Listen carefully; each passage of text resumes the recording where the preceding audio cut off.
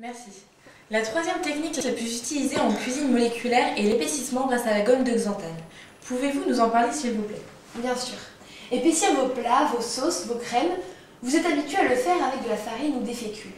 Cette technique, bien qu'efficace pour obtenir la consistance souhaitée, comporte quelques petits inconvénients.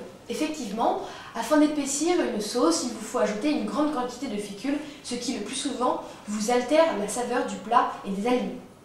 La cuisine moléculaire permet ainsi, grâce à des produits comme la gomme de xanthane, d'épaissir vos plats tout en gardant un goût original.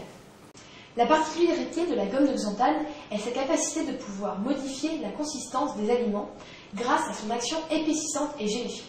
Elle sert également à créer des sauces sans chauffer les aliments, ce qui permet de préserver toute la saveur de ces derniers.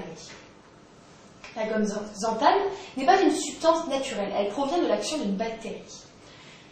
Mais n'ayez crainte, celle-ci, à la suite de sa commercialisation, a été soumise à de nombreux tests. Ceux-ci ont donc assuré que sans utilisation dans les aliments, à partir du moment où elle reste dans les quantités raisonnables, n'est pas dangereuse pour notre santé. Alors n'hésitez pas à l'utiliser pour réaliser des plats aux consistances surprenantes. À quoi sert-elle, la gomme de xanthane?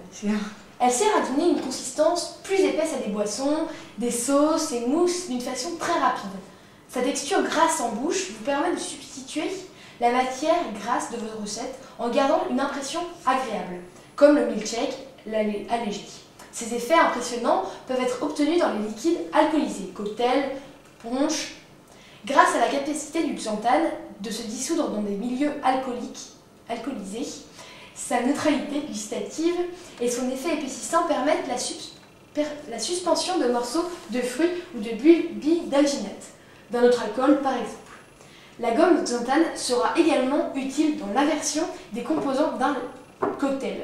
L'alcool est plus lourd, devient plus léger. Quelles sont les utilisations les plus courantes de cette gomme de xanthane? On utilise généralement la gomme de xanthane pour la pâte à dentifrice, dans l'industrie pétrolière en tant qu'épaississant de fluides de forage ou encore pour des produits de beauté.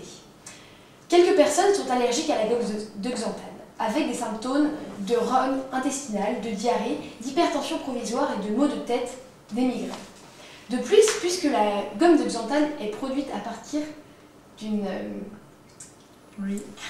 bactérie de maïs, la gomme de xanthane est un polysoïde à partir de l'action d'une bactérie appelée Pseudomonas campestris.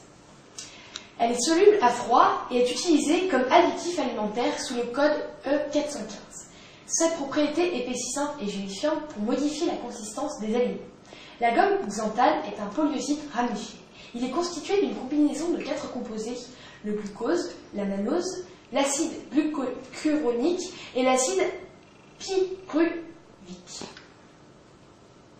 La gomme xanthane, avec un haut poids moléculaire, est obtenue par l'action fermentive d'une bactérie, la Xanthomonas campestris, sur un substrat hydrocarboné, comme l'amidon de maïs, le glucose, le sucrose.